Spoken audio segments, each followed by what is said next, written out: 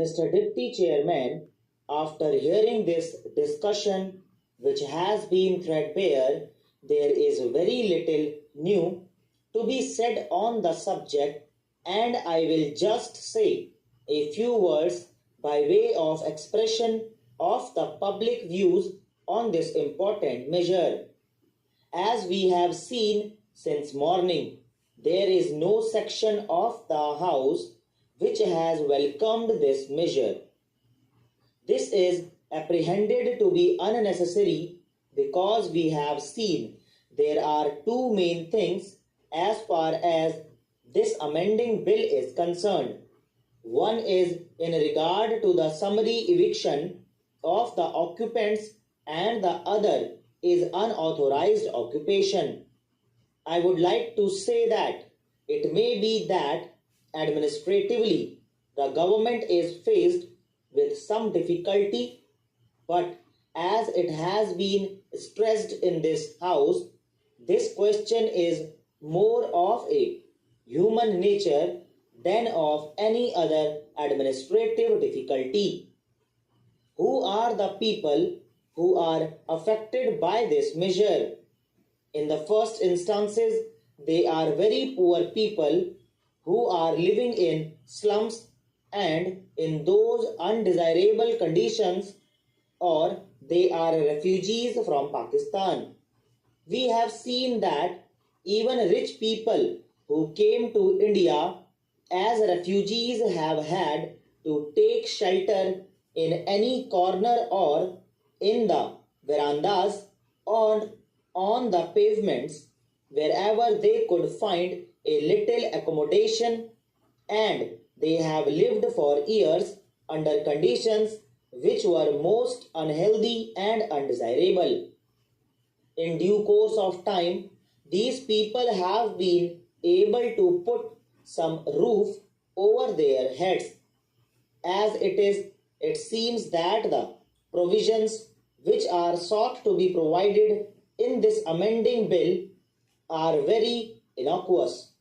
But in view of the fact that it will affect mainly the poor people and refugees, naturally it becomes a human problem, and the legislators have to be very careful before they give their assent because they have to deal with the public directly, and therefore whatever comes before the House they have to see from the public point of view.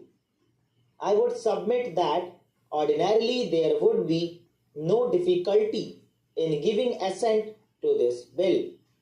Firstly, even when they occupied the premises, they had to face real harassment at the hands of the municipalities and also the improvement trust and others.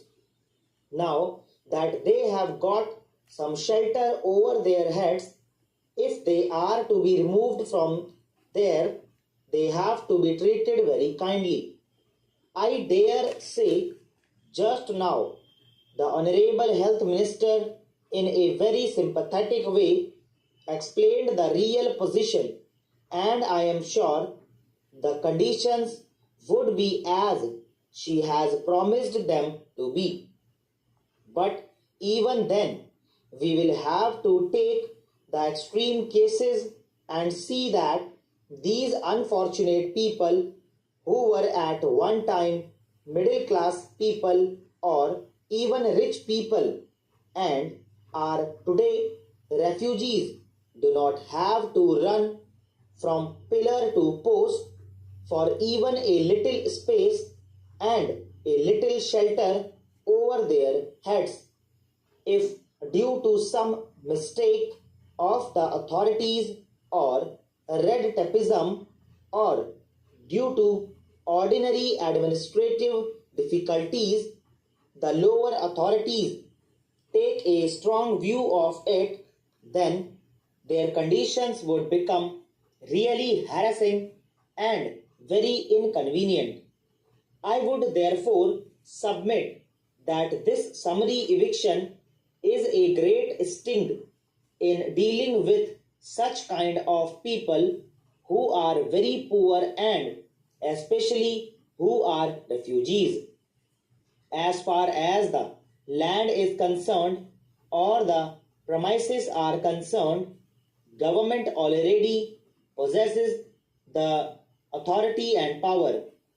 Now, they want to extend this authority even to the houses, and therefore this summary eviction is rather an objectionable thing. I do not know what difficulty the government feels in not going to the law court whenever any person becomes unreasonable and he has to be removed and he does not want to go.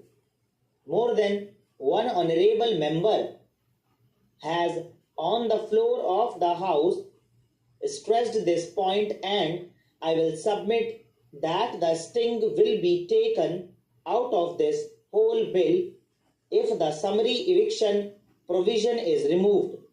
In case of necessity, the government, like any other private individual, can go to the law court. Secondly, in regard to unauthorized occupation also, this provision has been made in clause 4c. This new clause becomes a little difficult to be understood in the sense that a man is unauthorized although a previous authority had authorized him to occupy that premises or that house. Now, the government seeks to get the power to even declare that man who at one time had been authorized to be now unauthorized. This is also a very inconvenient provision as far as the poor people are concerned. Well, I know that once government bring a measure before this house, government rarely want to retrace their steps. The government is determined to have this bill passed. If the house had been left free, probably it would reject it and this amending bill will never be passed, but by the employment of whip, they would be able to pass it.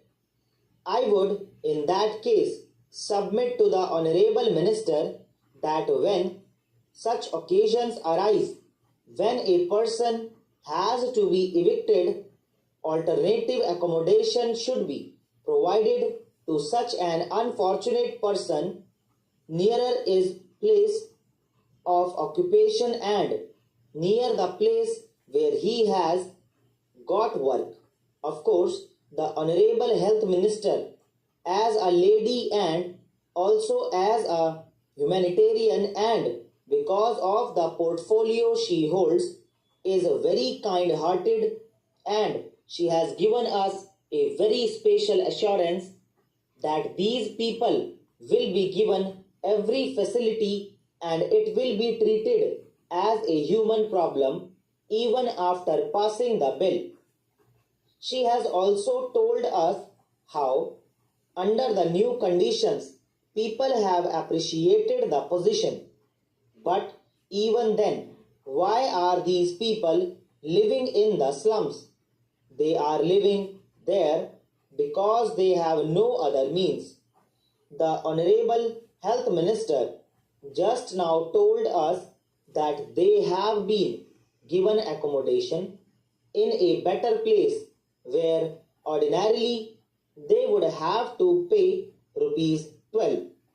Now they are charged only rupees 6 or half the rate for such poor people. दोस्तों इसी के साथ आज की detail dictation finish हो